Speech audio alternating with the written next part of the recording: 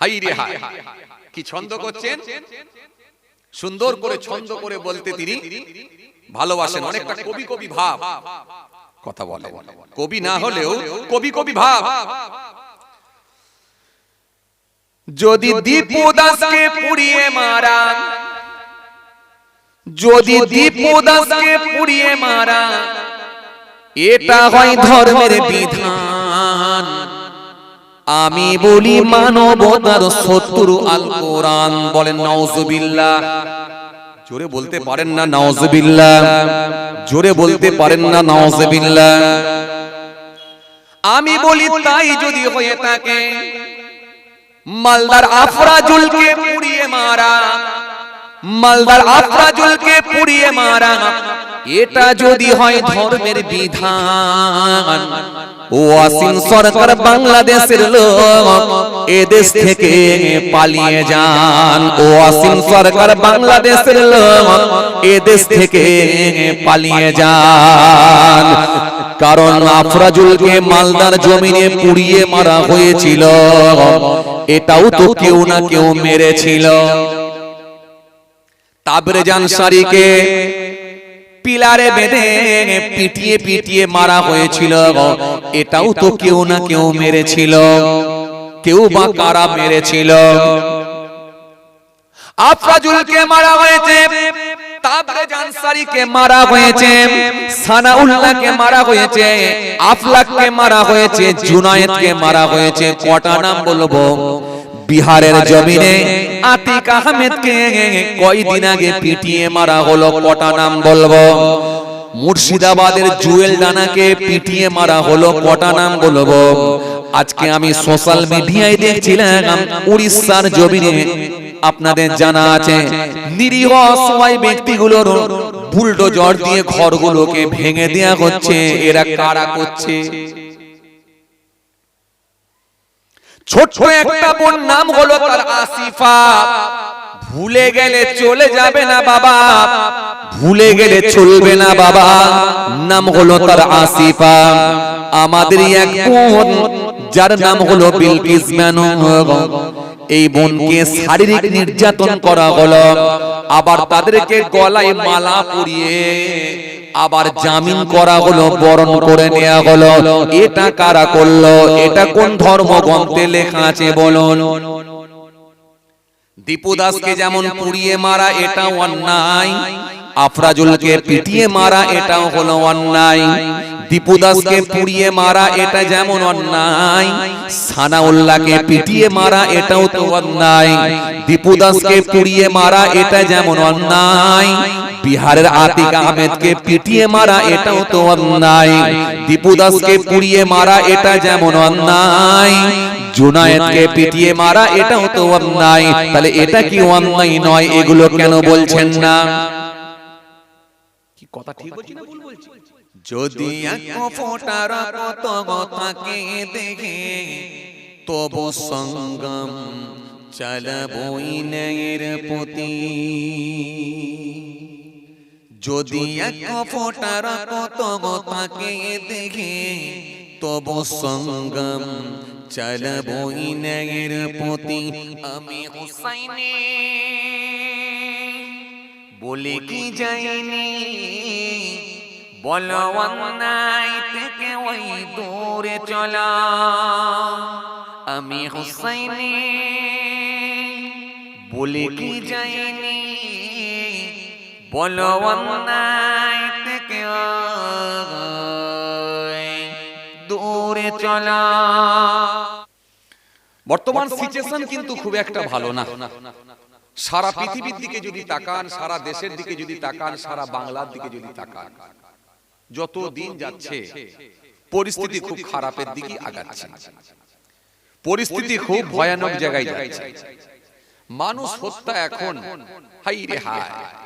জি, আমার মনে হয় এই সময়ে একটা কুকুরকে মারলো তার বিচার আছে, কিন্তু মানুষ মারলে আর কোনো বিচার কথা বলে না। মানুষ মারলে কোনো বিচার নাই। যদি ধর্মটা আলাদা হয়, ধর্মটা যদি আলাদা হয়, তাহলে মানুষ মাল্লার বিচার নাই। এইরকম একটা সময় আমরা এসে পৌঁছেছি। ভাবতে অবাক লাগে আজকে আমরা কোথায়। জি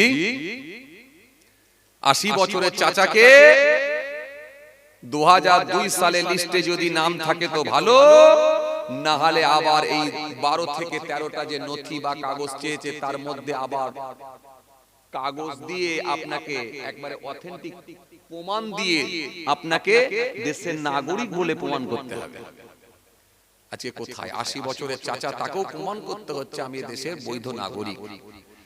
অথচ যারা বলছে যে তোমরা বৈধ নাগরিক নাকি কাগজ দেখাও, তারাই অবৈধ কথা বলে। ভাবতে অবাক লাগে, যারা বলছে কাগজ দেখাও তারাই অবৈধ। সব দেশের লোক এদেশে মস্তানি করছে, সব দেশের লোক, সব বড় তপকে এসছে। আমরা সোশ্যাল মিডিয়ায় দেখতে পাচ্ছি কেউ বলছে আধার কার্ড নাই, কেউ বলছে আধার কার্ড আছে তো ভোটার কার্ড নাই। অথচ জি আইনের যারা রক্ষক বলে নিজেদেরকে দাবি করেন তারা বলছে কোনো টেনশন নেই, তোমাদেরকে সব নাগরিকত্ব দেব, সবাই কোনো চিন্তা নাই, সব নাগরিকত্ব দেব, সিএ করব, করে সব নাগরিকত্ব দেব। খালি পাবে না কারা? মুসলমান। একটা সরকার হয়ে যদি এরকম দ্বিচারিতা করে, সংবিধানকে নিয়ে যদি ছিনিমিনি খেলে, ভাবতে আমাদের খুব অবাক লাগে। এটা লজ্জা, দেশের জন্য লজ্জা। ভাইরা আমার, বন্ধুরা আমার, সাথী মহব্বতের ভাইরা, আসলে তাদের কাছে আর কোনো ইস্যু নাই।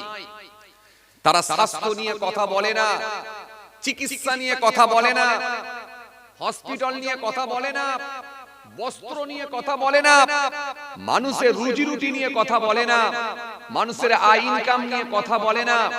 যার কারণে তারা এখন ধর্মটাকে বেছে নিয়েছে, এটা ওই ধর্মের, এটা এই ধর্মের। ধর্ম ছাড়া তাদের কাছে কোনো ইস্যু নাই। কয়েকদিন আগে আপনারা জানেন, দেখতে পেলেন, বিগত কদিন আগে আপনাদের জানা আছে, হরিণঘাটার এক এমএলএ তিনি কোরআনকে নিয়ে অপব্যাখ্যা করে মানুষের সামনে এমন মিথ্যা অপপ্রচার চালিয়ে দিলেন, দিয়ে আরো দেশের মাটিতে সম্প্রীতিকে ক্ষুণ্ণ করার চেষ্টা করছে। কোরআনকে নিয়ে মিথ্যা অপপ্রচার, কোরআন শরীফের আয়াতকে, কোরআন শরীফের আয়াতকে বিকৃতি করা, কোরআনকে নিয়ে অপব্যাখ্যা করা, এটা আমাদের জন্য বড় দুঃখজনক। দুঃখজনক। একটা কোরআনের পণ্ডিত যদি কেউ হতো, সে যদি বলতো, এটা আমাদের মেনে নিতে অসুবিধা ছিল। কিন্তু যে কোরআন বোঝে না, কোরআন শরীফ পড়তে পারে না, সে কোরআনের ভুল বের করে কেমন করে? এটা আমাদের ভাবতে খুব অবাক লাগে। এটা আমাদের জন্য খুব দুঃখজনক। আমরা সম্মান করি, ভালোবাসি। আপনি একজন এমএলএ, নিশ্চয়ই শ্রদ্ধা করি। আর আপামার জনতা আপনাকে ভোট দিয়েছে বলি আপনি এমএলএ হিসাবে নির্বাচিত।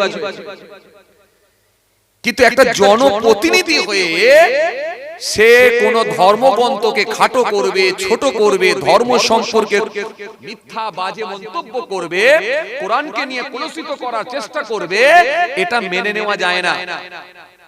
সারা পৃথিবীর কম বেশি প্রায় ২০০ কোটি মানুষের ভাবাবেগে আঘাত করেছে, আমাদের হৃদয়ে লেগেছে।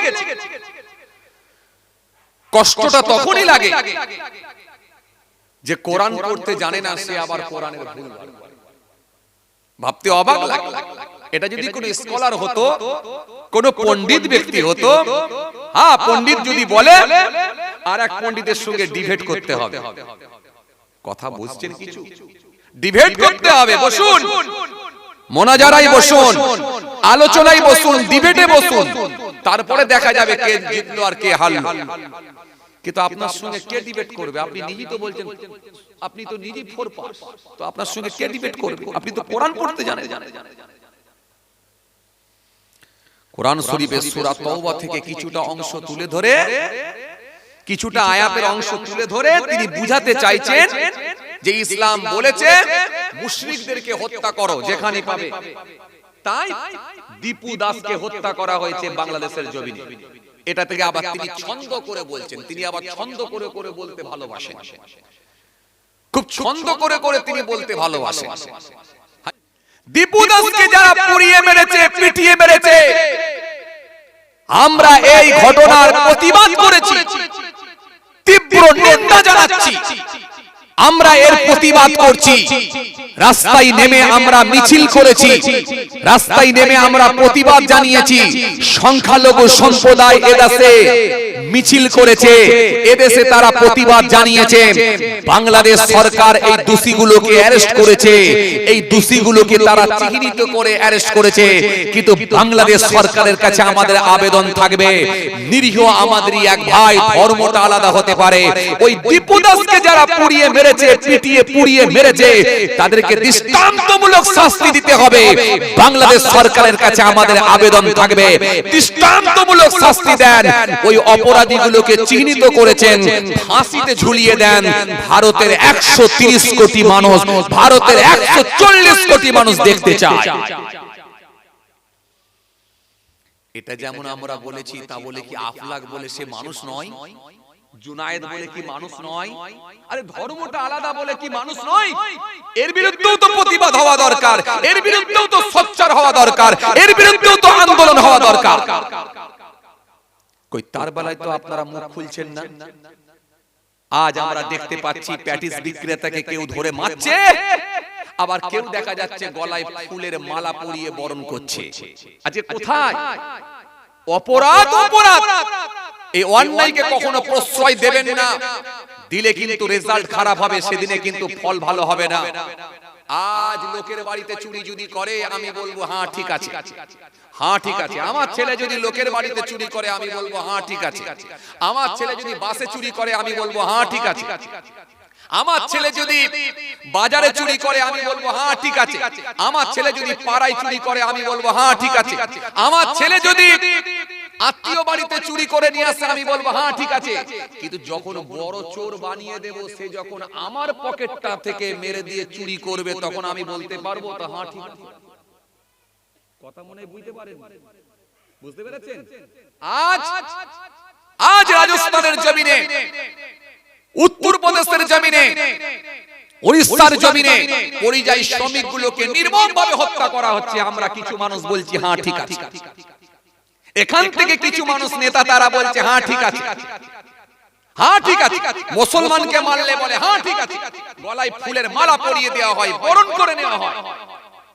কিন্তু যখন ত্রিপুরার জমিনে ছেলেটার একটু লুক চেহারাটা দেখতে লেগেছিল একটু নেপালিদের মতো, মনে আছে আপনাদের? আরে কথা বলে না। ত্রিপুরার জমিনে যে ছেলেটা একটা হায়ার এডুকেটেড শিক্ষিত ছেলে, তাকে মারা হলো কেন? একটু চীন দেশের বা নেপালিদের মতো দেখতে বলে, তার ফেসটা নেপালিদের মতো বলে তাকে বলা হলো তুই নেপালি বলে তাকে পিটিয়ে মারা হলো। ঠিক নিজের বাপের পকেটটা যখন মারবে তখন যেমন গায়ে লাগবে, এবারে গায়ে লাগা দরকার। কারণ আপনি তো বানাচ্ছেন, আপনি অপরাধীগুলোকে অ্যারেস্ট করতে দিচ্ছেন না, গলায় ফুলের মালা পরিয়ে দিয়ে বরণ করছেন আর বলছেন ঠিক আছে।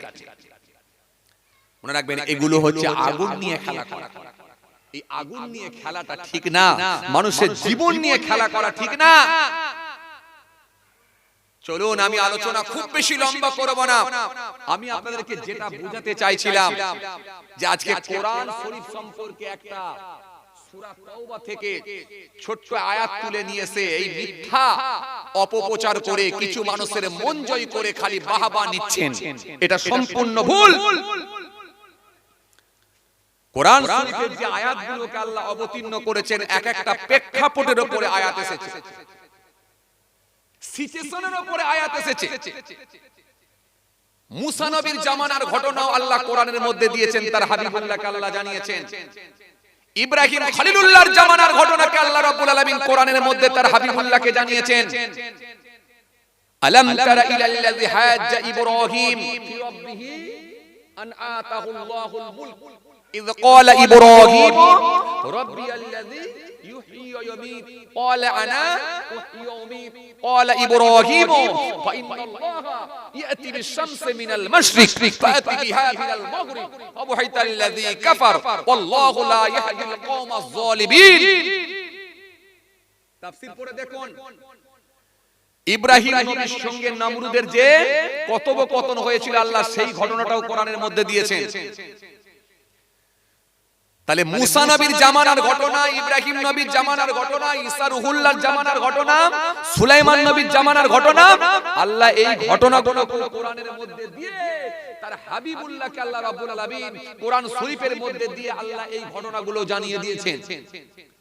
তাহলে কোরআন শরীফে আয়াত এসেছে অতীতের আয়াত, অতীতের কথা বলা আছে, বর্তমান সম্পর্কে 2000-1500 বছর আগে সেই প্রেক্ষাপটের উপরেও আল্লাহ আয়াত দিয়েছিলেন, সেটা বর্তমান সম্পর্কে আয়াত দিয়েছেন, এবং ভবিষ্যৎ সম্পর্কে আগামীতে কি হবে কি ঘটবে সেই সম্পর্কে আল্লাহ আয়াত দিয়েছেন। তাহলে এই কোরআন শরীফের মানে বুঝতে হলে এই কোরআন শরীফকে আপনাকে পড়ে মানুষের সামনে বার্তা দিতে হলে অন্তত ন্যূনতম জ্ঞান থাকতে হবে।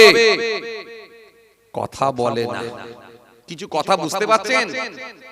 অন্তত সামান্য হলেও জ্ঞান থাকতে হবে আপনার, না হলে আপনি মানুষকে বুঝাতে পারবেন না। কোরআন শরীফে যে আয়াতটা সূরা তাওবা থেকে আপনি তুলে ধরেছেন কিছুটা অংশ, যেখানে বলা আছে তোমরা মুশরিকদেরকে বন্দী করো, তবে হারাম মাসে তাদের উপরে কোনো অত্যাচার করবে না। তোমরা মুশরিকদেরকে বন্দী করে রাখো, তাদেরকে দ্বীনের দাওয়াত দাও, তাদেরকে দ্বীনের দাওয়াত দাও, তারা যদি দ্বীন গ্রহণ করে কবুল করে নেয় তাহলে তাদেরকে ছেড়ে দাও, আর যদি তারা না করে তাহলে তাদেরকে হত্যা করো। এটা ওই সময়ের ওই প্রেক্ষাপট নিয়ে এই আয়াত এসেছিল। কেন? কুফফারদের সঙ্গে ঈমানদারদের একটা চুক্তি হয়েছিল, ওই চুক্তি সন্ধি হয়েছিল, চুক্তি ভঙ্গকারীদের জন্য এই আইনটা আল্লাহ বলে দিয়েছিলেন, এটা চুক্তি ভঙ্গকারীদের জন্য। তবে হারাম মাসে যেন তাদেরকে মারো না। কেন? পবিত্র মাস, 4টে মাস হলো পবিত্র মাস, হারাম মাস কোনগুলো? মুহররম মাস, জিলকদ মাস, জিলহজ মাস, আর কথা বলেন আর রজব মাস। কুফফাররা জানতো এই 4টে মাসে আমরা যা খুশি করি না কেন মুসলমানরা আমাদের উপরে চড়াও হবে না, কারণ এই হারাম মাসে আল্লাহর তরফ থেকে যুদ্ধ করাটাও নিষিদ্ধ ছিল। কথা বলে না, মুহররমে ওয়াজ শোনেননি আপনারা? কথা বলছেন না কেন? তাহলে এই যে আয়াত, এটা সেই সময়ে সেই প্রেক্ষাপটের উপরে আয়াতটা এসেছিল। এই আয়াতটা সমগ্র বিশ্বের মুশরিকদের জন্য নয়, সমগ্র বিশ্বের মুশরিকদের জন্য যদি হতো, দুবাই একটা মুসলিম কান্ট্রি, মুসলিম দেশ, সেখানে অমুসলিম ভাইরাও কাজে কামের জন্য তারা কর্মক্ষেত্রে দুবাইতেও আছে, তাহলে দুবাইয়ে তো সেখানে তাদেরকে সব মেরে ফিনিশ করে দেওয়া হতো। কথা বলে না, কিছু বুঝতে পারছেন কথা? কম বেশি প্রায় 57টা মুসলিম কান্ট্রি আছে, তাহলে এই 57টা মুসলিম দেশেতে একটা অমুসলিম থাকতো না। যদি এই আয়াতটা তারা মান্যতা দিত, সব ফিনিশ করে দিত, কিন্তু না, এটা সমগ্র বিশ্বের মুশরিকদের জন্য নয়, এটা ওই সময় ওই প্রেক্ষাপটের উপরে এই আয়াতটা অবতীর্ণ হয়েছিল। কেন? সেটা যুদ্ধ হচ্ছিল। আপনি যদি আমাকে মারতে আসেন, আমি তাহলে কি হাত পা গুড়িয়ে বসে থাকবো? একটা কুকুর যদি আমাকে কামড়াতে আসে, আমি তো তাকে লাঠি দিয়ে আঘাত করবো কি করবো না? তাহলে আমিও মারবো, মেরে তাকে তাড়াবার চেষ্টা করব।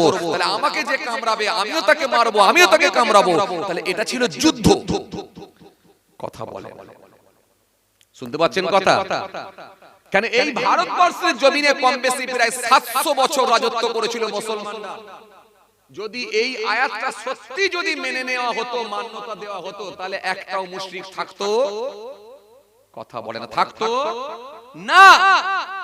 কিন্তু এই আয়াত মুশরিকদের বিরুদ্ধে নয়, এটা ওই সময়ে ওই প্রেক্ষাপটের উপরে যাদের সঙ্গে যুদ্ধ সংগঠিত হয়েছিল, এই যুদ্ধক্ষেত্রের জন্য ওই আয়াতটা, ওই আইনটা প্রযোজ্য ছিল। কথা কিছু বুঝতে পারছেন? এই জন্য আপনাকে ফার্স্ট বুঝে নিতে হবে যে কোন প্রেক্ষাপটের উপরে কোন আয়াতটা এসেছে। যেমন আপনাকে একটু ভালো করে ক্লিয়ারলি বোঝাতে পারবো ইনশাআল্লাহ।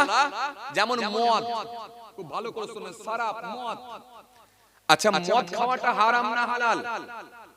কথা বলেন না, জোরে বলেন, হারাম না হালাল? জোরে বলেন, হারাম না হালাল? হারাম। মদ সম্পর্কে কোরআন শরীফে কটা আয়াত এসেছে? মদ সম্পর্কে কোরআন শরীফের মধ্যে কটা আয়াত এসেছে?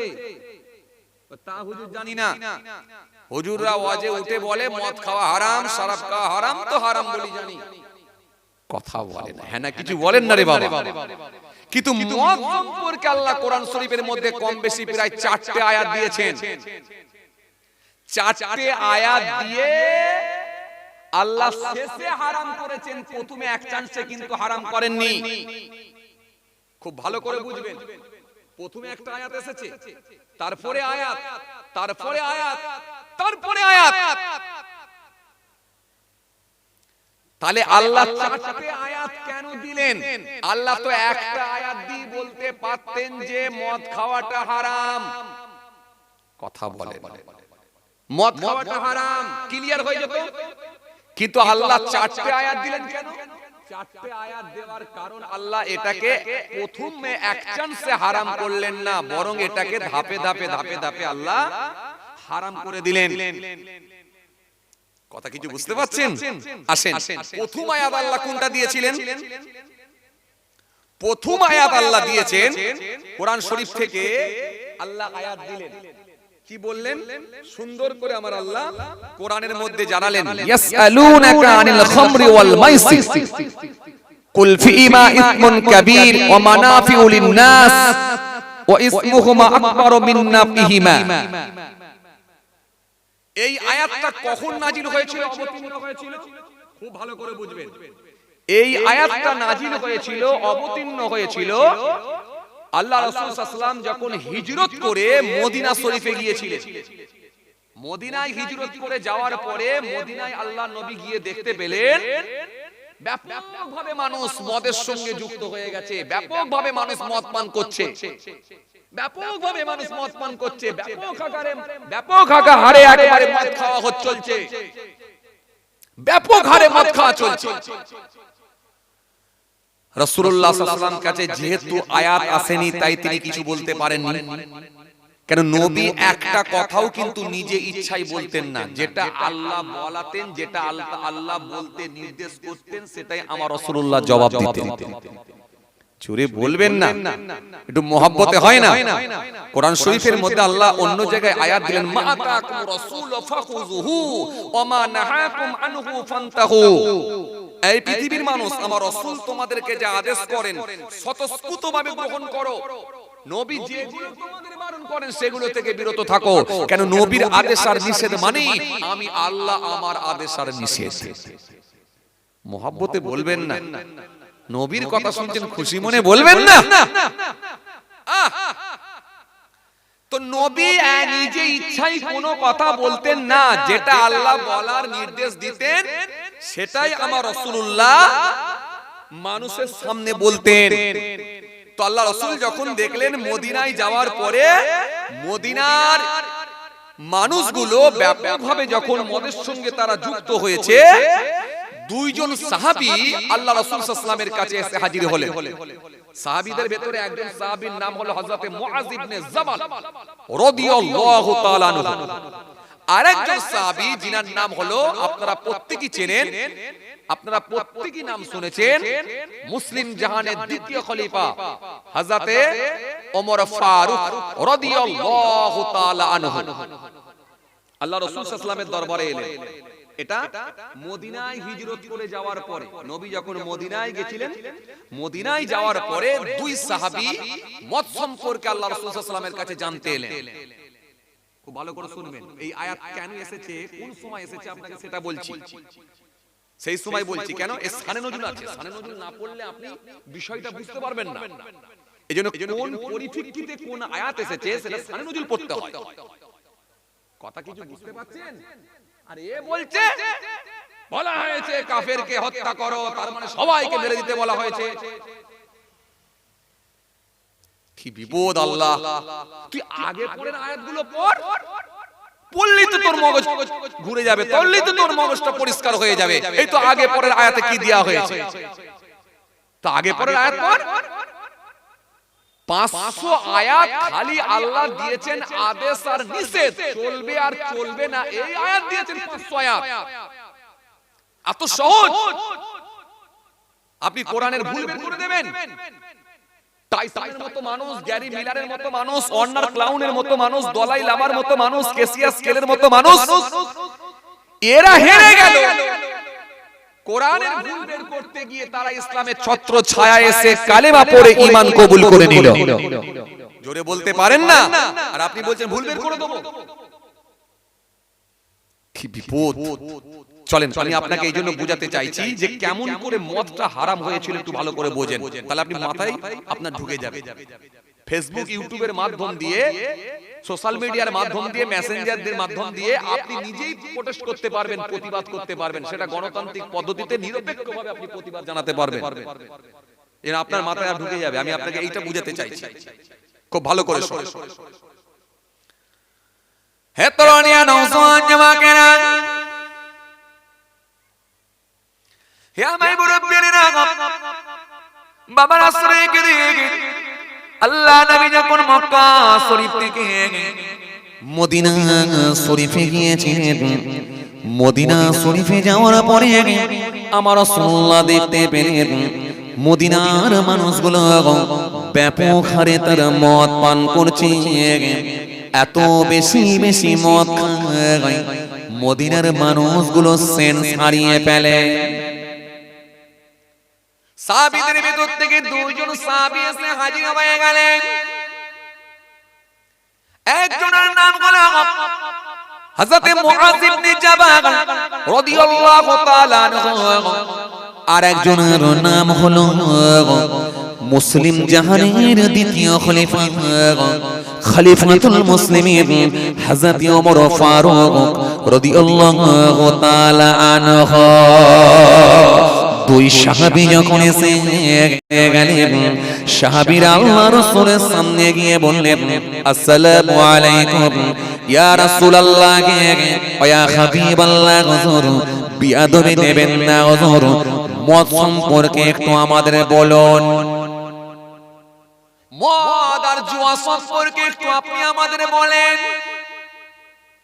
কেন যে মদ খেলে মানুষের সেন্স হারিয়ে যায়, যে মদ জুয়ার মাধ্যম দিয়ে মানুষ ধ্বংসের দিকে এগিয়ে যায়, যে মদ আর জুয়ার মাধ্যম দিয়ে মানুষের অর্থ নষ্ট হয়ে যায়, ধন সম্পদ বিলুপ্ত হয়ে যায়। ও আল্লাহ নবী, সে মদ আর জুয়া সম্পর্কে একটু বলেন হুজুর, এটা জায়েজ না না জায়েজ একটু আমাদের জানান। এটা কোথায় যাওয়ার পরে? মদিনায় যাওয়ার পর। খুব ভালো করে বুঝুন। দুই সাহাবী এসে জিজ্ঞাসা করছে, আল্লাহ নবীকে যখন এই কথা জিজ্ঞাসা করা হয়েছে, আল্লাহ নবী সেই সময় বলবেন বলে প্রস্তুতি নিয়েছে। আমার আল্লাহ তার হাবিবুল্লাহকে জানালেন, ও আমার হাবিব, ও আমার দোস্ত, ও আমার বন্ধু, আপনি আপনার সাহাবীদেরকে ওই মানুষগুলোকে, মদিনার মানুষগুলোকে জানিয়ে দেন, ইয়াসআলুনাকা আনিল খামরি ওয়াল মাইসির কুল ফীমা ইসমুন কাবীর ওয়া মানাফিউ লিন-নাস ওয়া ইসমুহুমা আকবারু মিন নাফিহিমা।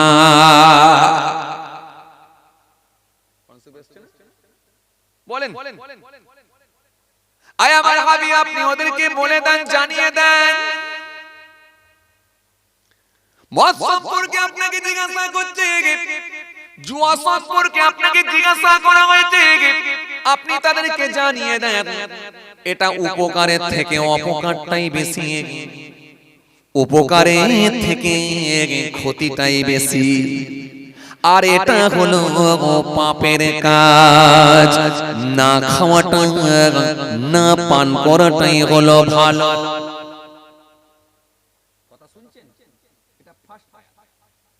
এই আয়াতটা যখন নবী জানিয়ে দিয়েছেন, সুন্দর করে বলে দিয়েছেন, সাহাবীদের ভেতরে একটা অংশ বলল, মদ আর পান করব না, মদ আর খাবো না। কেননা যে মদ পান করলে, যে মদ খেলে কোনো উপকার হয় না, যে মদের মধ্যে আছে ক্ষতিটাই বেশি, তাহলে এই জিনিসটা আর খাবো কেন আমরা বেশি, আর কখনো মদ পান করব না। সাহাবীদের ভেতর থেকে একটা অংশ সেই সময়ের মানুষগুলো মদ খাওয়া বন্ধ করে দিলেন। একটা অংশ যখন মদ খাওয়া বন্ধ করেছে, কিন্তু একটা অংশ বলছে সরাসরি তো হারাম করে দেওয়া হয় না, হারাম যখন করা হয় না তো খেলে অসুবিধা কোথায়? কটা দল হলো?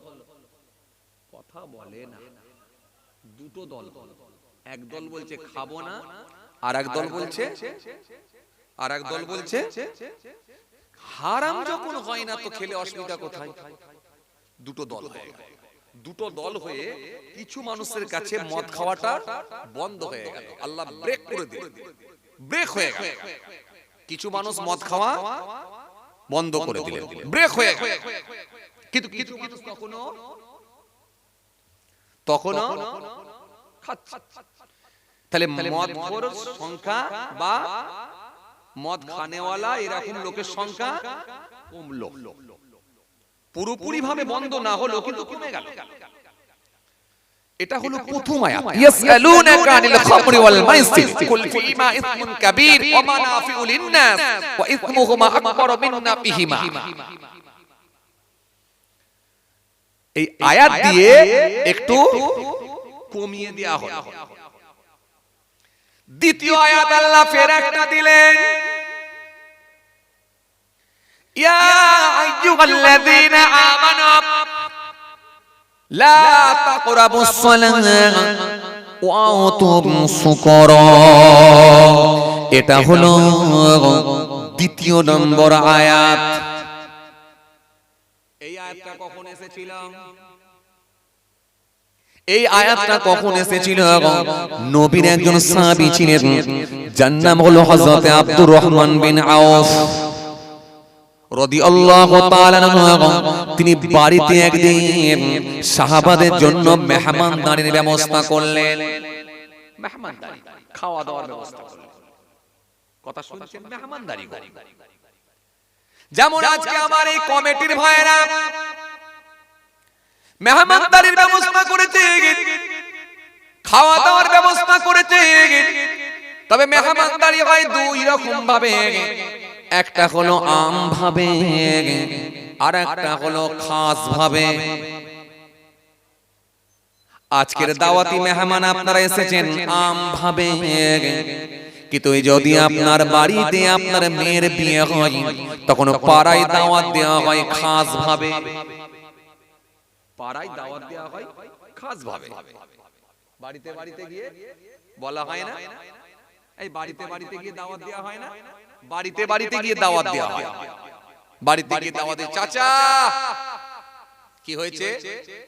আমার মেয়ের বিয়ে জানুয়ারি মাসের 1 তারিখে রাতে আমার কি বলে ক্ষীর খাওয়ানো হবে, 2 তারিখে বিয়ে হবে, আর 3 তারিখে ওলিমা হবে। চাচা তোমার দাওয়াত রইলো, স্পেশাল দাওয়াত। আবার দেখা যাচ্ছে পাড়ায় আরেকটা অন্য চাচাকে গিয়ে ওই একই ভাবে দাওয়াত। এখন আসরের নামাজ পড়ে দুই চাচা যখন একসঙ্গে দেখা হয়ে গেছে, তখন এক চাচা আর এক চাচাকে বলছে, ওগো ভাই, অমুকের মেয়ের বিয়ে হচ্ছে গো, দাওয়াত দিয়েছে নাকি? বলে হ্যাঁ দাওয়াত দিয়েছে। বলে কজনকে বলেছে? বলে তা তো বলতে পারবো না, আমাকে তো এসে বললো জানুয়ারির 1 তারিখে রবিবার দিনে ওলিমা হবে, সোমবারে বিয়ে হবে, আর মঙ্গলবারে এই রবিবার দিনে কি বলে ক্ষীর খাওয়ানো হবে, সোমবারে বিয়ে হবে আর মঙ্গলবারে ওলিমা হবে। 3 দিন দাওয়াত। এই 3 দিন বলেছে। এখন আমাকে তো আর কিছু বললনি। বলে দেখেছো খালি, আমাকেও তো তোমার মতই সেম দাওয়াত দিয়েছে, সেম দাওয়াত। তার মানে মনে হয় আর পরিবারের অন্য কাউকে নয়, শুধু আমাকে একা কেউ দিয়েছে, তোমাকে একা কেউ দিয়েছে। তখন এক চাচা একটু আফসোস করে বলছে, ও আমার নাতিটা সবসময় আমার সঙ্গে ঘোরে গো, একটু নাতিটাকে দাওয়াতটা দিল নি। তাহলে দুজন মিলে যেতে একটু মনটা খারাপ হয়ে গেল। কেন? স্পেশাল দাওয়াত দিয়েছে মানে, আর দুজনের একজনের বেশি যাওয়া ঠিকও নয়। আবার অনেকে দেখবেন আবার কার্ড দিয়ে দাওয়াত দেয়, কার্ড দিয়ে চিঠি করে খাম করে ওপরে সুন্দর করে জনাব মোহতারাম অমুক সাহেব বলে লিখে দেয়। সে বলে এত তোয়াজ করে যখন চিঠি দিয়ে খাম দিয়ে নাম লিখে তোয়াজ করে দিয়েছে, একটা শাড়ি না নিয়ে গেলে মানায়? কথা বলে না। একটা শাড়ি নিয়ে চলে যাকে জায়গার কি করা যাবে। অনেকে আবার দেখা যাচ্ছে যে এত তোয়াজ করে যখন দাম দিয়েছে অন্তত একটা শাড়ি নিয়ে যায়, অন্তত খাওয়া দাওয়াটা হোক, কথা বলে না, এটা দাওয়াত। আবার এই ভাদুরিয়া গ্রামের যুবক ভাইরা আপনাদেরকে দাওয়াত দিয়েছে। কিরম দাওয়াত? আজকে কত 7 তারিখ তো নাকি? 7 তারিখ দাওয়াত। কিরম দাওয়াত? এই দাওয়াত হচ্ছে আম ভাবে দাওয়াত। 7 তারিখ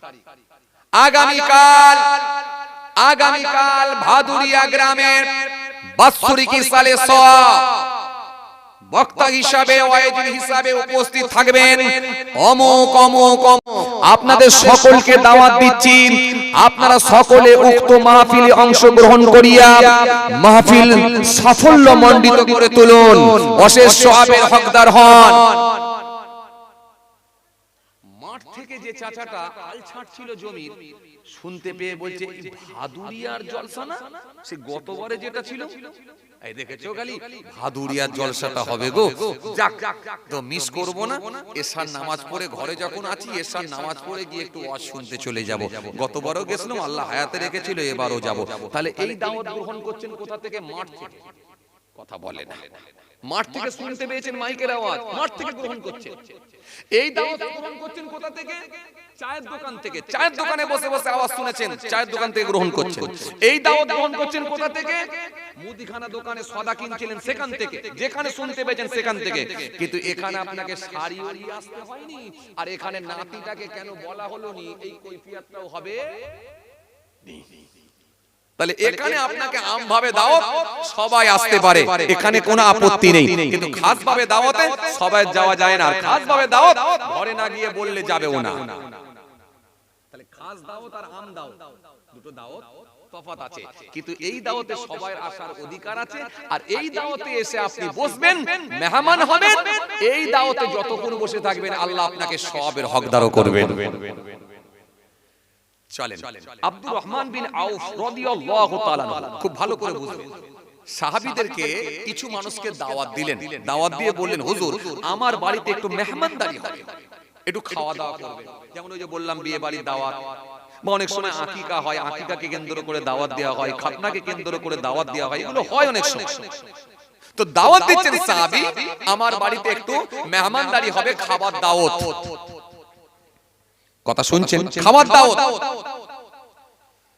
সাহাবায়ে কেরামের ওই দাওয়াত গ্রহণ করলেন। সাহাবায়ে কেরামের দাওয়াত গ্রহণ করে সাহাবায়ে কেরামের ওই দাওয়াতে যখন অংশগ্রহণ করলেন, ওই দাওয়াতে তারা যখন গিয়ে পৌঁছে গেলেন, সাহাবায়ে কেরামেরা দাওয়াত গ্রহণ করলেন। দাওয়াত গ্রহণ করে মেহমানদারি হয়ে মেহমান হয়ে গেলেন।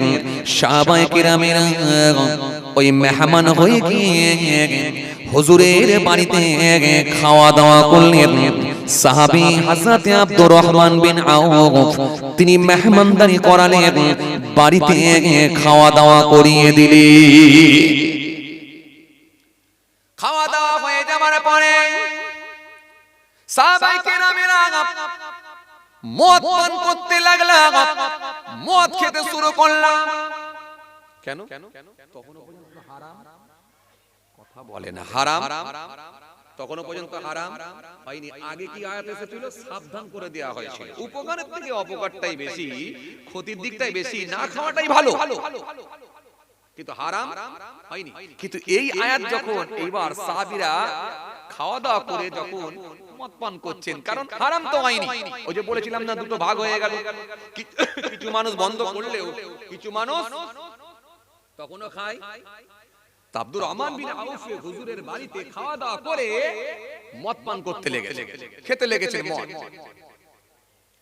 মদ যখন পান করতে লেগেছেন, মদ খাওয়াটা যখন একটু বেশি হয়ে গেল, একটু বেশি পরিমাণে যখন খাওয়া হয়ে গেল, আস্তে আস্তে দেখা যায় মাগরিবের ওয়াক্ত হয়ে গেছে।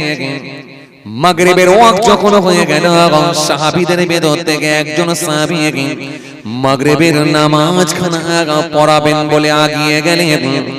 সবাই কিন্তু মদ পান করেছেন। হারাম হয়নি যেহেতু চলছে তো হালাল তো রে বাবা, তখন তো হারাম হয়নি, তো খেলে অসুবিধা, খেয়ে নিয়ে একেবারে নামাজ পড়াবার জায়গায় ইমামতির জায়গায় দাঁড়িয়ে গেছেন এক সাহাবী। ইমামতির জায়গায় দাঁড়িয়ে কোরআন শরীফ থেকে সূরা ধরলেন, সূরা ফাতিহা পড়তে লাগলেন। আলহামদুলিল্লাহি রাব্বিল আলামিন আর রহমানির রহিম মালিক ইয়াউমিদ্দিন ইয়্যাকা না'বুদু ওয়া ইয়্যাকা নাস্তাঈন ইহদিনাস সিরাতাল মুস্তাকিম সিরাতাল লাযীনা আন'আমতা আলাইহিম গায়রিল মাগদুবি আলাইহিম ওয়ালাদ-দাল্লিন। এই সূরা পাঠ করলেন। এই সূরা পড়ে নিয়ে সূরা কাফিরুন শুরু করেছেন। কুল ইয়া আইয়ুহাল কাফিরুন লা আ'বুদু মা তা'বুদুন। সূরা কাফির। এই সূরা কাফিরুন যখন পড়তে শুরু করেছেন, পড়তে গিয়ে একটা জায়গায় ভুল পড়ে ফেললেন, একটু গোলমাল হয়ে গেল। যেই গোলমাল হয়ে গেল, বারবার যখন ঘোরাতে লেগেছে, আল্লাহ রাব্বুল আলামিন একটা আয়াত দিলেন। সূরা মায়েদার মধ্যে এসেছে, কোরআন শরীফের মধ্যে আল্লাহ এই আয়াতটা দিয়ে দিলেন, ইয়া আইয়ুহাল্লাযীনা আমানু, হে ঈমানদারগণ, লা তাকরাবুস সালাহ ওয়া আনতুম সুকারা, তোমরা নেশাগ্রস্ত অবস্থায় নামাজের নিকটে যেও না। তখনও কিন্তু হারাম হারাম। আপনারা এই আয়াত শুনেছেন হুজুরদের মুখে, নেশাগ্রস্ত অবস্থায় নামাজের নিকটে যেও না। কিন্তু কোন পরিপ্রেক্ষিতে কোন আয়াতটা এসেছে এত ডিটেইলস মনে হয় শোনা হয়নি। কথা বলছেন না কেন? এত ডিটেইলসটা মনে হয় শোনা হয়নি। এই আয়াত শুনেছেন হুজুরদের মুখে, তোমরা নেশাগ্রস্ত অবস্থায় নামাজের নিকটে যেও না। কিন্তু এটা কখন এলো, কিভাবে এলো, এত ডিটেইলসটা হয়তো আগে শোনা হয়নি। খুব ভালো করে বুঝুন। তাহলে আল্লাহ তখনও কিন্তু হারাম করলেন না, বরং কি বললেন? নেশাগ্রস্ত অবস্থায় নামাজের নিকটে যেও না। মানে মদ খেয়ে নিলে নেশাগ্রস্ত অবস্থায় নামাজের নিকটে যাবে না। অন্য টাইমে তোমরা খেতে পারো, খেতে পারো, কিন্তু নেশাগ্রস্ত অবস্থায় যেন নামাজের নিকটে যেও না। কিছু মানুষ তাদের ভেতর থেকে ভাগ হয়ে গেল, হয়ে গিয়ে বলে, যেটা খেলে নামাজের নিকটে যেতে বারণ, তো সেটা খাবো না। কথা বলে, তাহলে এই যেটা খেলে নামাজে যেতে বারণ করা হচ্ছে, তাহলে এতে কোনো উপকার হতে পারে? এ কি কোনো উপকারী জিনিস? খাবো না, খাবো না। যেটা খেলে নামাজের নিকটে যেতে বারণ করা হয়েছে, খাওয়ার দরকার নাই, খাবো না। কিছু মানুষ তারা বন্ধ আবার হয়ে গেল। আর কিছু মানুষ বলছে হারাম তো হয়নি, তো খেলে আপত্তি কোথায়, খাবো, অন্য টাইমে আমরা খাবো, নামাজের টাইমে খাবো না। কথা কিছু বুঝতে পারছেন? ফের দুটো ভাগ হয়ে গেল। আগে দুটো ভাগ হয়ে গেছিল, পরে ফের দুটো ভাগ হয়ে গেল। তো এই যদি নামাজের টাইমটাই খাবো নি, বাকি টাইমে তো খাওয়া যেতে পারে, তো অসুবিধা কোথায়? তারা বলল একটা ভালো টাইম বের করতে হবে, কোন টাইমটা খাওয়ার উপযোগী, উপযুক্ত টাইম একটা বের করো, সেই টাইমে আমরা খাবো। কিন্তু নামাজের টাইমটাতে খাবো না। কথা কিছু বুঝতে পারছেন? তাহলে তখনও কিন্তু মদ পুরোপুরি ভাবে হারাম হয়নি। এরপরে আল্লাহ রাব্বুল আলামিন আবার একটা আয়াত দিলেন, সুন্দর করে আমার আল্লাহ আবার একটা আয়াত দিলেন কোরআন শরীফের মধ্যে। আমার আল্লাহ সুন্দর করে আবার একটা আয়াত দিয়ে দিলেন।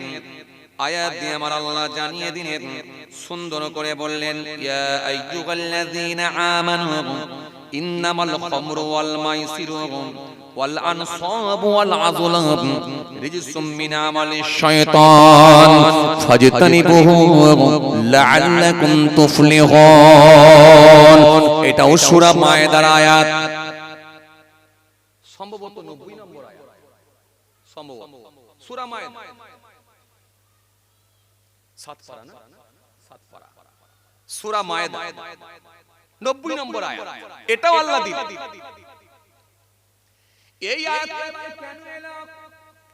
এবারে আপনি বলবেন ভাইজান, আপনার প্রশ্ন আসতে পারে যে ভাইজান আপনি হঠাৎ করে এই মত প্রসঙ্গটা নিয়ে টেনে তুললেন কেন, মত প্রসঙ্গটা নিয়ে আলোচনা করলেন না? এইটা করলাম এই সময়ের এই প্রেক্ষাপটের জন্য করলাম। কেন জানেন?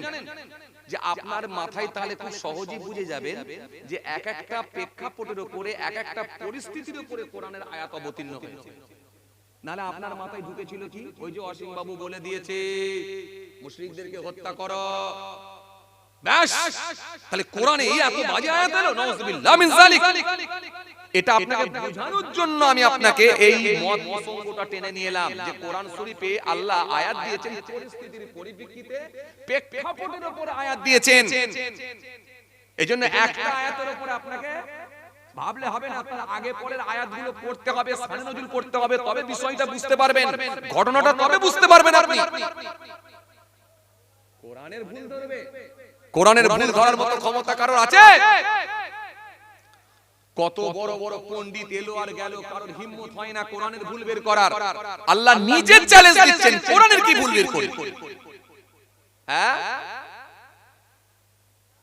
যালিকাল কিতাব লা রাইবা ফি হুদাল লিল মুত্তাকিন, আল্লাহ কোরআনের মধ্যে বলেছে ওয়া ইন কুনতুম ফি রাইবিন মিম্মা নাযালনা আলা আবদিনা ফাআতু বিসূরাতিন মিন মিসলিহি, তাই তো, ওয়াদউ শুহাদাকুম মিন দুনিল্লাহ ইন কুনতুম সাদিকিন।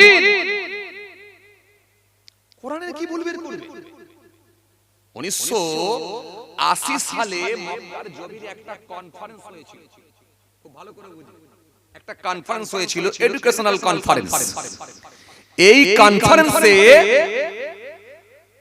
সারা পৃথিবীর বিভিন্ন দেশ থেকে হায়ার হায়ার এডুকেটেড মানুষগুলো ওই কনফারেন্সে অংশগ্রহণ করেছিলেন।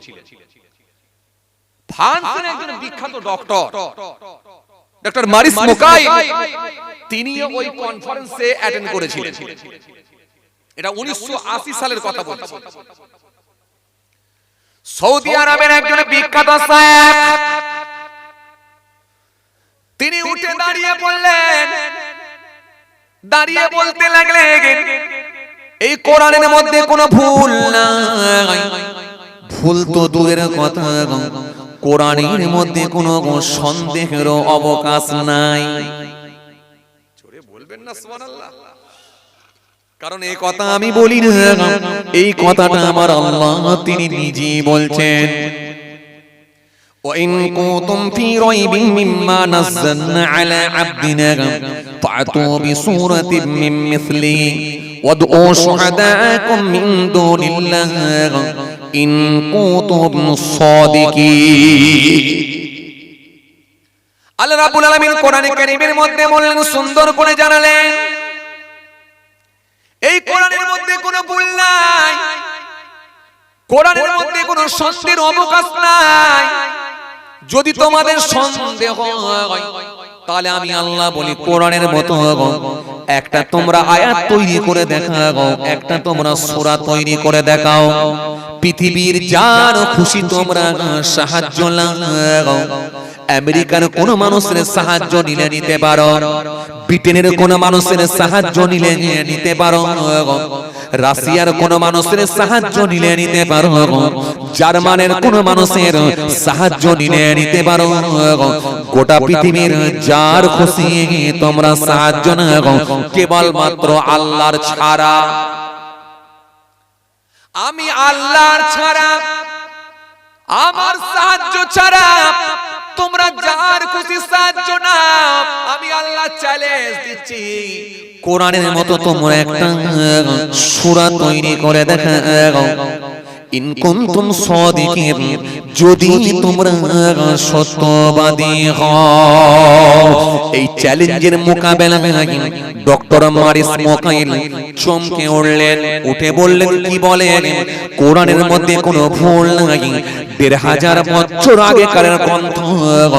আবার বলে এর মধ্যে নাকি কোনো ভুল নাই। প্রত্যেকটা ধর্মগ্রন্থের ভেতরে কিছু না কিছু সংশোধন হয়েছে, সংযোজন হয়েছে, কিছু না কিছু কাটছাঁট হয়েছে, প্লাস মাইনাস হয়েছে, আর ইনি বলছেন কোরআনের মধ্যে কোনো ভুল নাই। আমি চ্যালেঞ্জ করলাম ডক্টর, আমি এর ভুল বের করে দেখাবো। আমি ভুল বের করব। এই কোরআনের ভুল বের করবেন বলে তিনি মনে মনে ভাবলেন আমি চ্যালেঞ্জ গ্রহণ করছি, আমি ভুল বের করব। ফ্রান্সের জমিনে আমি একবার যাই, বিখ্যাত ডক্টর মম স্পেশালিস্ট ডক্টর মারিস মোকায়ে ফ্রান্সের জমিনে চলে এলেন। ফ্রান্সের জমিনে এসে তিনি আল্লাহর কোরআন একটা সংগ্রহ করলেন, কোরআন শরীফ সংগ্রহ করে কোরআন শরীফটা তিনি খুলে ফেললেন। খুলে দেখলেন এই কোরআনের ভাষা হলো আরবি, কিন্তু আমি ফ্রান্সের ডক্টর, আমার ভাষা হলো ইংরেজি, আমার ভাষা হলো ইংলিশ, আর কোরআনের ভাষা হলো আরবি। আমি ইংরেজি ভাষণের মানুষ হয়ে আমি কোরআন শরীফ কেমন করে পড়ব, পড়া সম্ভব নয়। কথা শুনছেন কথা? কোরআনের ভুল বের করা সম্ভব নয়। আগে আমাকে শিখতে হবে। পণ্ডিত লোক তো, পণ্ডিত লোক, জ্ঞানী লোক তো, তিনি বলছেন আগে কোরআন শরীফের ভুল বের করতে হলে কোরআন পড়া শিখতে হবে। আর এ বলছে শেখার দরকার নাই, আমি যেটা বলে দিয়েছি এটাই শেষ কথা।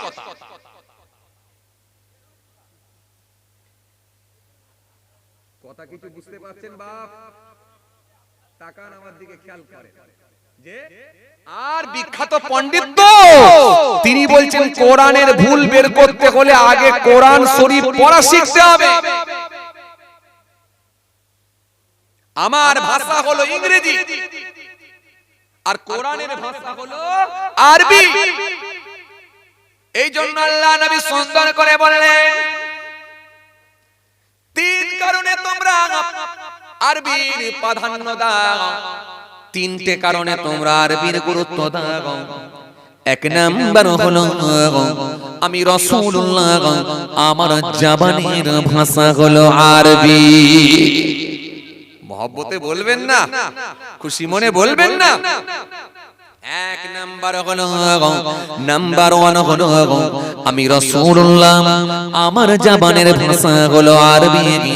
দ্বিতীয় নাম্বার, দু নাম্বার হলো আল্লাহর কোরআনের ভাষা হলো আরবি। তৃতীয় নাম্বার, তিন নাম্বার হলো মানুষ যখন মারা যায়, মারা যাওয়ার পর থেকে নিয়ে কবরে একটা ভাষা, কিয়ামতে একটা ভাষা, জান্নাতেও একটা ভাষা, সেটা হলো আরবি। কবরের ভাষা হিন্দি নয়, কবরের ভাষা তেলেগু নয়, কবরের ভাষা বাংলা নয়, কবরের ভাষা হলো ইংরেজি নয়, কবরের ভাষা হলো আরবি। উত্তর যদি দিতে পারে আরবি, আর উত্তর না দিতে পারলে সেটাও বলতে হবে আরবি।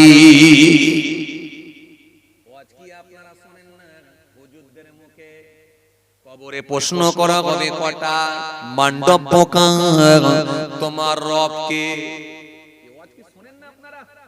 কথা বলে না, সব শোনা আছে আপনাদের আলহামদুলিল্লাহ। তোমার রব কে? উত্তর আপনাকে দিতে হবে রব্বি আল্লাহ, আমার রব হলেন আল্লাহ, আমার রব হলেন স্রষ্টা আল্লাহ। মাদিনুকা, তোমার কোন ধর্মের মানুষ? আমার ধর্ম হলো দ্বীন আল ইসলাম, আমার ধর্ম হলো ইসলাম ধর্ম। শেখানো চলছে কি? আরবি। মান্ডব্যকা, মাদিনুকা, মান্নবিয়কা, তোমার নবী কে? আমার নবী আখিরি নবী, নূর নবী, হযরতে নবী মুহাম্মদ মুস্তাফা সাল্লাল্লাহু আলাইহি ওয়াসাল্লাম, তিনি হলেন আমাদের নবী। জোরে বলতে পারেন না? আবার কোন কোন বর্ণনা এসেছে যে একটা ছবি ধরে দেখানো হবে, দেখো তো ইনি কে চিনতে পারছো? ইনিকে চিনতে পারছো? ঈমানদার লোক যারা হবে, তাকওয়াওয়ালা লোক যারা হবে, তাদেরকে আল্লাহ বলিয়ে নেবেন। হ্যাঁ, চিনতে পারবো না কেন? ইনি তো আমাদের আখিরি নবী। জোরে বলতে পারেন না? খুশি মনে হয় না? বলে দেন, ইনি তো আমাদের আখিরি নবী, নূর নবী, হযরত নবী মুস্তাফা। ও, চাঁদা তুলতে হবে না? যাক, তাহলে তো অস্ত আর শেষ করা যাবে না। যাক, তাহলে ছেড়ে দিই, আবার আল্লাহ নিয়ে এলে আলোচনা হবে ইনশাআল্লাহ। আমার জন্য দোয়া করবেন, আমি আপনাদের জন্য দোয়া করি। চাঁদা তোলার ব্যাপার আছে, বুঝতেই পারছেন। তো কি বিষয় নিয়ে বলছিলাম জানো? ওখানে তৃতীয় আয়াতটা পড়েছিলাম, তাই তো নাকি? তৃতীয় আয়াতটা এসেছিল কেন সেটা রয়ে গেছে। আর এইখানে কথা ছেড়েছিলাম, আল্লাহর কোরআনের ভুল বের করবেন বলে তিনি চ্যালেঞ্জ করেছিলেন, তাই তো নাকি? এখন ভুলটা বের করতে পারলো কিনা এটা নিয়ে আলোচনা করছিলাম। যাক, সত্যি রাত অনেকটা হয়ে গেছে, আর প্রচন্ড ঠান্ডা, প্রচন্ড ঠান্ডা, প্রচন্ড ঠান্ডা, সত্যি কথা ঠিক। জি, যাক, আর আপনাদেরকে কষ্ট দেবো না। আলহামদুলিল্লাহ, অনেক সময় আপনারা দিয়েছেন, ধৈর্যের পরিচয় দিয়েছেন। অসমাপ্ত বক্তব্যকে সমাপ্তির দিকে আগিয়ে দিচ্ছি। আল্লাহ নিয়ে এলে আবার কোনোদিন ইনশাআল্লাহ আলোচনা হবে। সবাই আমার জন্য দোয়া করবেন, কারণ তাবারুকের ব্যবস্থাও আছে, তাই তো নাকি? তাবারুকের ব্যবস্থাও আছে, এত মানুষের সমাগম, আলহামদুলিল্লাহ। ঠান্ডাটাও খুব বললে হবে না। আপনারা আবার বর্ডার এলাকায় আছেন, তো দু দেশের ঠান্ডা একসঙ্গে পাচ্ছেন, তাই না? এ দেশের ঠান্ডা আবার ওই দেশের ঠান্ডা, কথা বলে না। জি, ওই বেড়া তার জাল আছে না, নেট তার, ওই তারের ওপার থেকে হাওয়া এলি তো আমাদের কাছে পৌঁছে যাচ্ছে। তাহলে ওপারের হাওয়া, দুই দিকের হাওয়া একসঙ্গে পাচ্ছেন। যে প্রচন্ড ঠান্ডা, শীতকালেও ঠান্ডা বেশি আর গরমকালে আরামও বেশি। দুই দিকের একেবারে ঠান্ডা হাওয়া আসছে, আরামও বেশি। আমরা যেমন একদিকের হাওয়া পাচ্ছি, আপনারা আবার দুই দিকের পাচ্ছেন, ওপারের হাওয়া এপারের হাওয়া। বর্ডারে আছেন তো, যে যাক, মাশাআল্লাহ, মাশাআল্লাহ, আলহামদুলিল্লাহ, আল্লাহ কবুল করেন। আর তাহলে কষ্ট দিচ্ছি না, অসমাপ্ত বক্তব্যকে সমাপ্তির দিকে আগিয়ে দিলাম। আল্লাহ যদি ফের কোনো সুযোগ দেয়, ইনশাআল্লাহ বাকিটা কমপ্লিট করার চেষ্টা করব। আমার জন্য দোয়া করবেন, কারণ এত মানুষ কথা বুঝে আসছে, খাওয়া দাওয়া আছে, তাবারুক আছে, আবার এই প্রচন্ড ঠান্ডা, কথা বুঝে আসছে। যাই হোক, তো বাকিটা ইনশাআল্লাহ কোনদিন চেষ্টা করব ইনশাআল্লাহ কমপ্লিট করার। তবে আজকে আমি তৃতীয় নম্বর আয়াত দিচ্ছিলাম, ওখানে 3 নম্বর আয়াতটা কোন প্রসঙ্গ নিয়ে এই আয়াতটা এসেছিল এটা বলতে ছেড়ে এসেছি। আর শেষে আরেকটা আয়াত বাকি রয়েছে, মোট 4টে আয়াত। 4টে আয়াত বলেছিলাম, 4টে আয়াত। শেষের আয়াত কিভাবে হারাম হলো এটা বাকি রয়ে গেছে। যাই হোক, ওটা বাকি রয়েছে। আর তিনি এখানে কি বলেছিলাম, যে ফ্রান্সের জমিনে গিয়ে তিনি আল্লাহর কোরআনের ভুল বের করতে পারলেন কিনা, শেষে কি হলো এটা বাকি রয়ে গেছে। যাক, আল্লাহ নিয়ে এলে আবার আলোচনা হবে ইনশাআল্লাহ। আমার জন্য দোয়া করবেন, আমি আপনাদের জন্য দোয়া রাখি। আসেন ছোট্ট করে দাঁড়িয়ে সালাম পাঠ করব, করে দোয়া করে দেব। নবী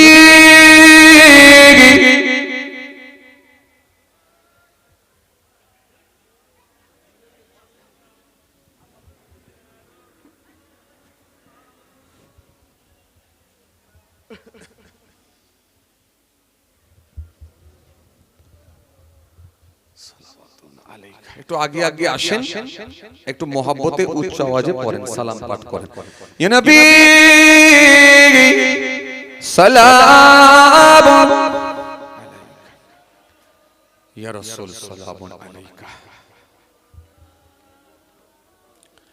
আর একটু জোরে পড়েন, ইয়া হাবিব সালাম আলাইকা, সালাওয়াতুল্লাহ আলাইকা।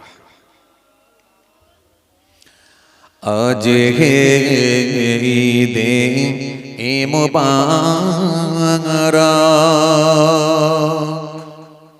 আজ হে রোজে মুসররত,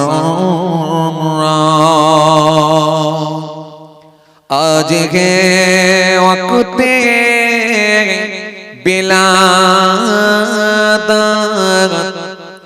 আজ হে মিলাদ হাজরাত, ইয়া নবী সালাম আলাইকা মহব্বতে পড়েন না ইয়া রাসূল সালাম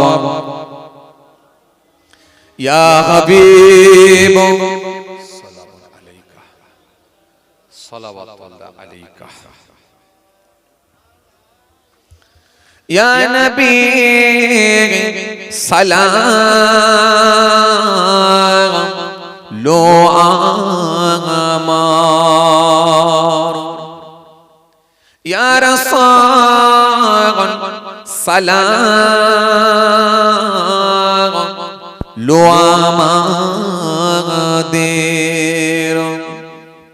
ইয়া হাবিব সালাম লো বাংলা মোরা যে সবাই গুনাহগার ইয়া নবী সালাম আরো জোরে ইয়া রাসূল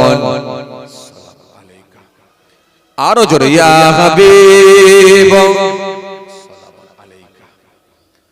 সালাওয়াতুল্লাহ আলাইকা मीमू से मदीने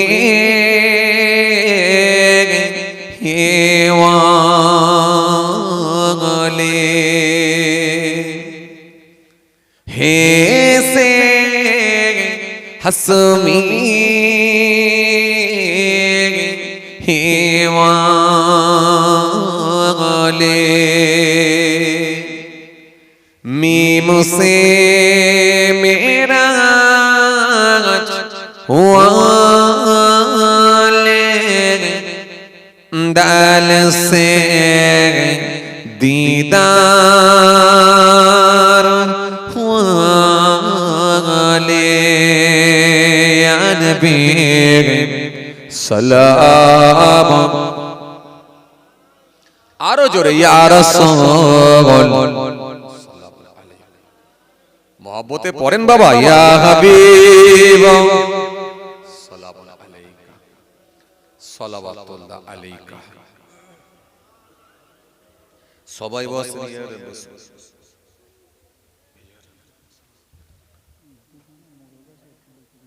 আচ্ছা ঠিক আছে ওয়াদা হবে না নগদ হবে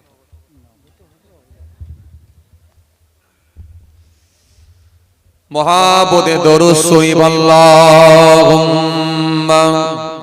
সাল্লি আলা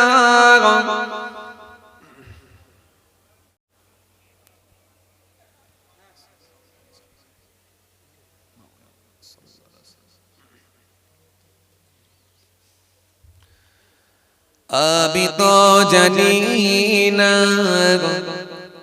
পাবো কি পাবো না আল্লাহ তোমার দেওয়া সেরা জান্নাত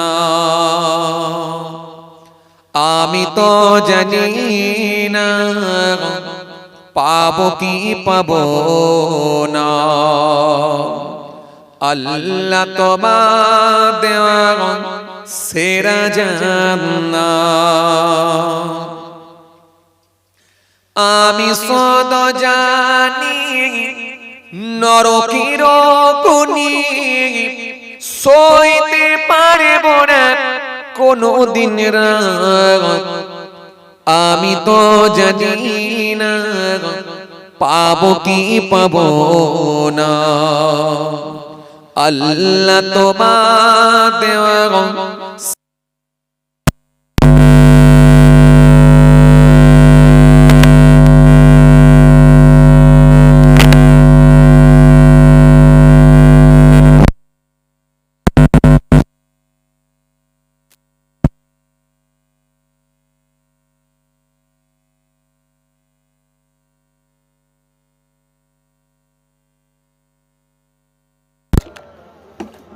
আওয়াজ দিয়ে পড়ে ওয়ালা আলি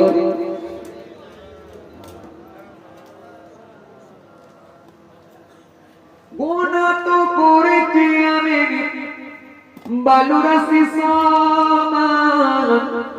অগণিত সীমাহীন পাপের তওবা কবুল করে না রব্বুল আলামিন।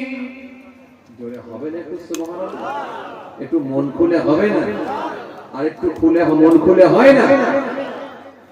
গুনাহ তো করেছি আমি বালুরাসি সমান অগণিত সীমাহীন পাপের তওবা কবুল করে না রব্বুল আলামিন। হায়াত আমার কমছে শুধু প্রতিদিন, গুনাহ আমার বাড়ছে শুধু বাধাহীন। তুমি তো পারো দিতে না যা, আমি শুধু জানি নরকের গুনি সইতে পারব না কোনদিন রাত। আমি তো জানি না পাবো কি পাবো না। আল্লাহ তোমার দেওয়া সেরা জান্নাত আমি তো জানি না পাবো কি পাবো না। আল্লাহ তোমার দেওয়া সেরা জান্নাত আমি শুধু জানি নরকের গুনি সইতে পারব না কোনদিন রাত।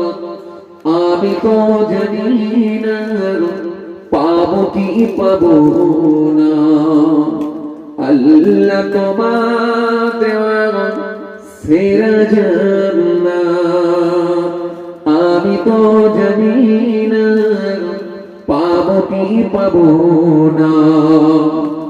আল্লাহ তোমার দেওয়া সেরা জান্নাত